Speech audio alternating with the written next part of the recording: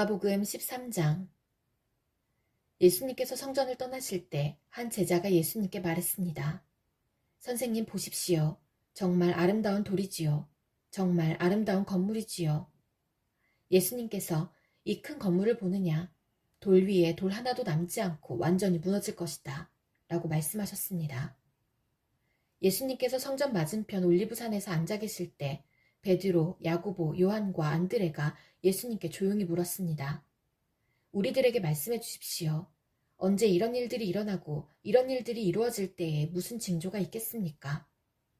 예수님께서 그들에게 말씀하기 시작하셨습니다. 아무도 너희를 속이지 못하게 조심하여라.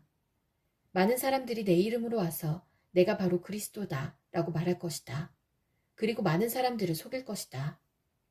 너희는 전쟁에 대한 소식과 소문을 들을 것이다. 그러나 두려워하지 마라. 이런 일들은 반드시 일어나야 한다. 그러나 끝은 아직 아니다. 민족이 다른 민족과 싸우려고 일어나고 나라가 나라와 싸우려고 일어날 것이다. 여러 곳에서 지진이 일어나고 기근도 있을 것이다. 이런 것들은 출산하는 진통의 시작에 불과하다. 너희는 주의하여라. 사람들이 너희를 법정에 넘길 것이고 너희는 회당에서 매를 맞을 것이다. 너희가 나 때문에 총독들과 임금 앞에 서게 되어 그들에게 증언할 것이다.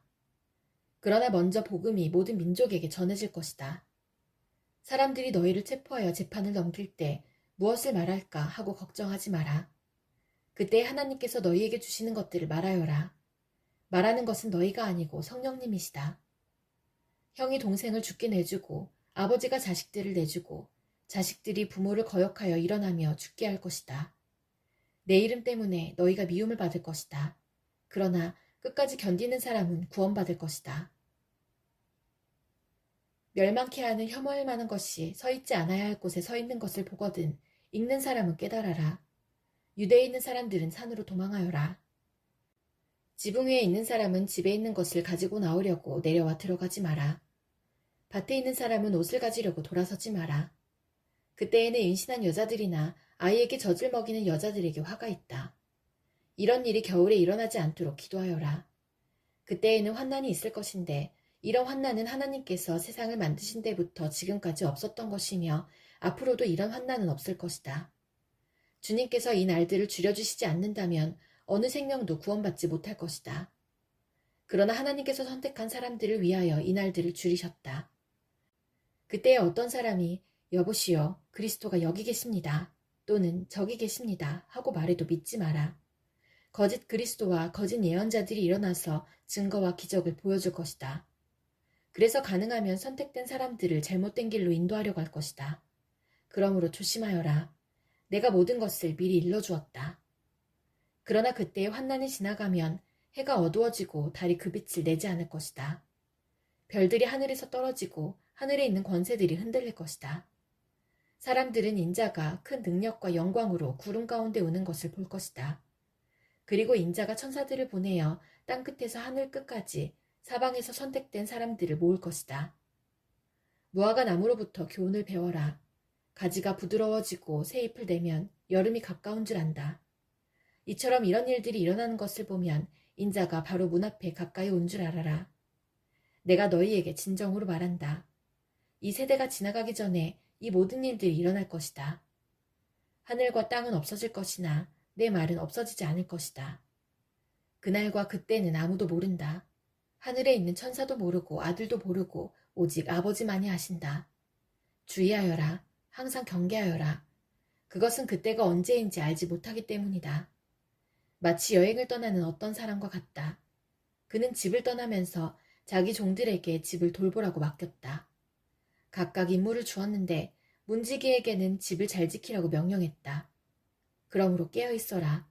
집주인이 언제 돌아올지 저녁에 혹은 밤중에 혹은 새벽 달기 울 때 혹은 아침 무렵에 올지 모르기 때문이다. 그가 갑자기 돌아와서 너희가 자고 있는 것을 보지 않게 하라. 내가 너희에게 말하는 것은 모두에게 하는 말이다. 항상 깨어있어라. 마가복음 14장. 유월절과 무교절이 되기 이틀 전이었습니다. 대제사장과 율법학자들이 흉계를 꾸며 예수님을 아무도 모르게 잡아서 죽이려고 하였습니다. 이들이 말했습니다. 명절 동안에는 안 돼. 사람들이 소동을 일으킬 수 있어. 예수님께서 베다니 마을에 있는 문둥병에 걸렸던 시몬의 집에서 음식을 드시고 계셨습니다. 한 여자가 매우 비싼 나드 향유 한 병을 가지고 왔습니다. 그리고 병을 열고 향유를 예수님의 머리에 부었습니다. 그러자 몇몇 사람이 화를 내면서 서로 말했습니다. 어째서 향유를 낭비하는 거지? 이 향유는 300데나리온에 팔 수 있고 그 돈으로 가난한 사람들을 도울 수도 있었을 텐데. 그리고 여자를 호되게 나무랐습니다.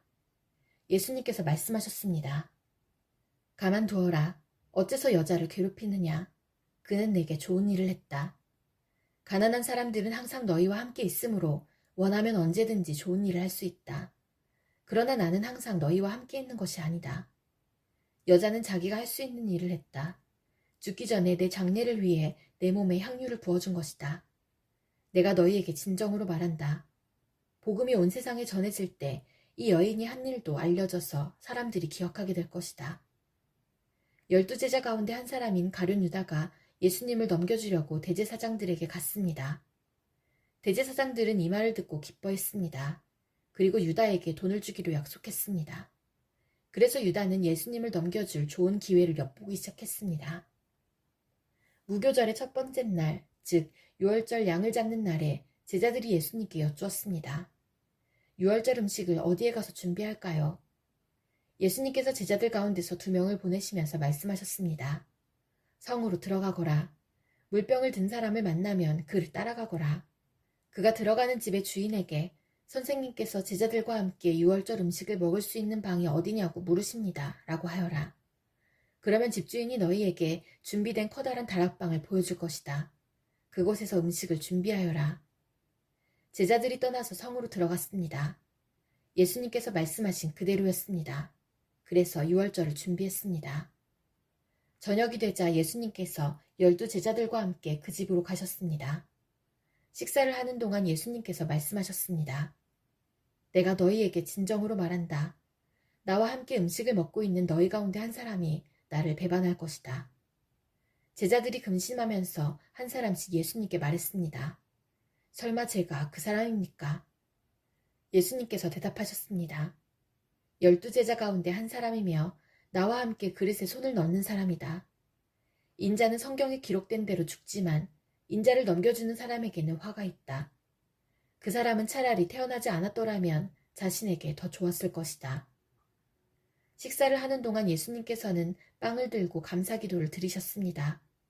그리고 떼어서 제자들에게 주시며 말씀하셨습니다. 받아라, 이것은 나의 몸이다.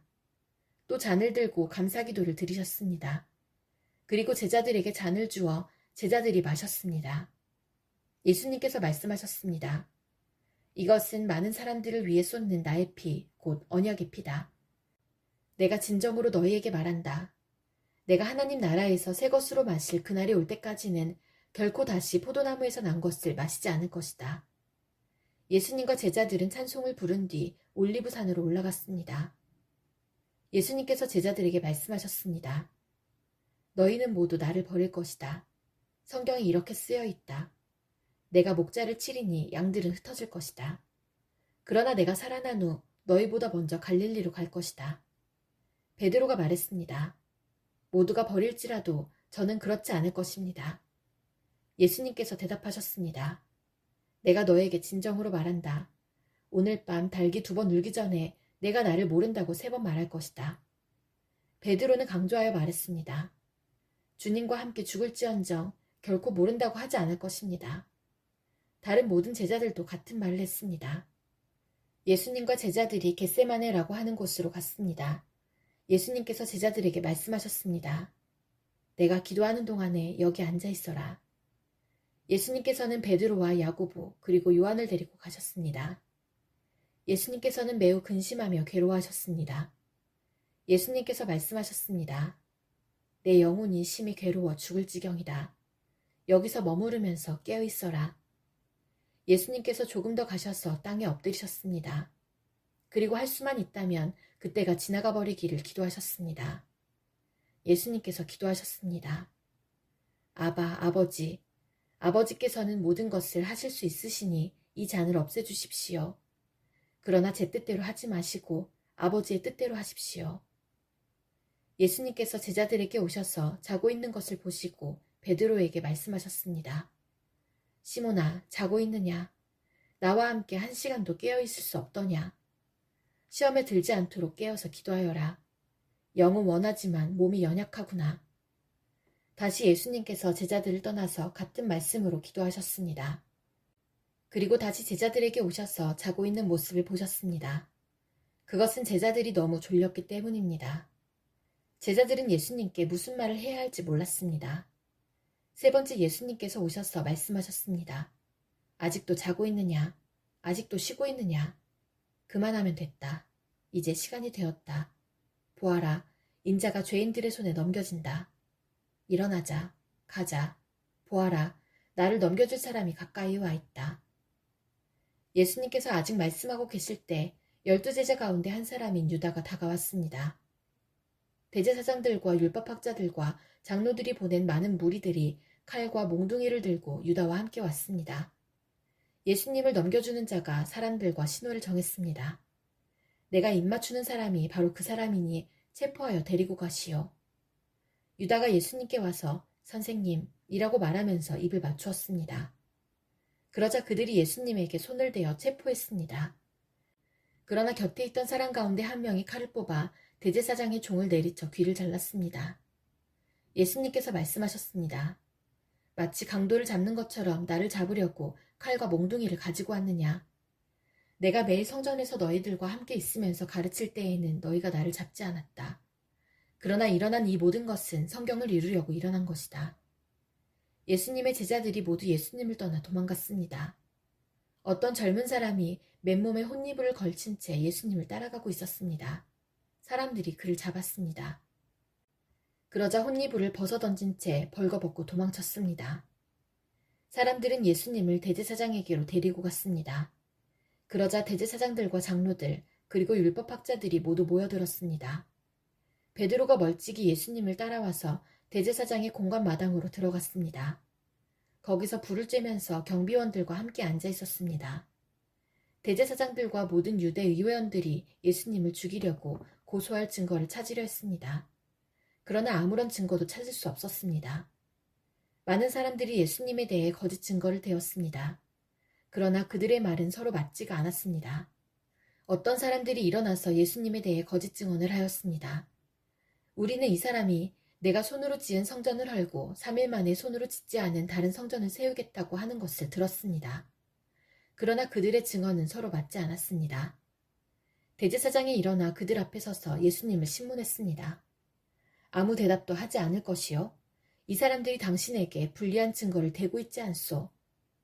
그러나 예수님께서는 묵묵히 아무런 말씀도 하지 않으셨습니다. 다시 대제사장이 예수님께 질문을 던졌습니다. 당신이 찬양받으실 분의 아들 그리스도요? 예수님께서 대답하셨습니다. 그렇다. 인자가 전능하신 분의 오른쪽에 앉아있는 것과 하늘에서 구름을 타고 오는 것을 볼 것이다. 대제사장이 자기 옷을 찢으며 말했습니다. 무슨 증인이 더 필요하겠는가? 너희는 하나님을 모독하는 소리를 들었다. 너희는 어떻게 생각하느냐? 그러자 모두가 예수님을 사형시켜야 한다고 했습니다. 어떤 사람들은 예수님께 침을 뱉기 시작했습니다. 또 예수님의 눈을 가리고 주먹으로 때리면서 말했습니다. 예언자처럼 누가 너를 때리는지 맞춰보아라. 경비원들도 예수님을 끌고 가서 때렸습니다. 베드로가 공간의 아래쪽에 있을 때 어떤 대제사장의 여자 종이 왔습니다. 베드로가 불을 쬐고 있는 것을 보고 노려보며 말했습니다. 당신도 나사렛 예수와 함께 있었지요? 베드로는 부인하며 말했습니다. 네가 무엇을 두고 말하는지 모르겠다.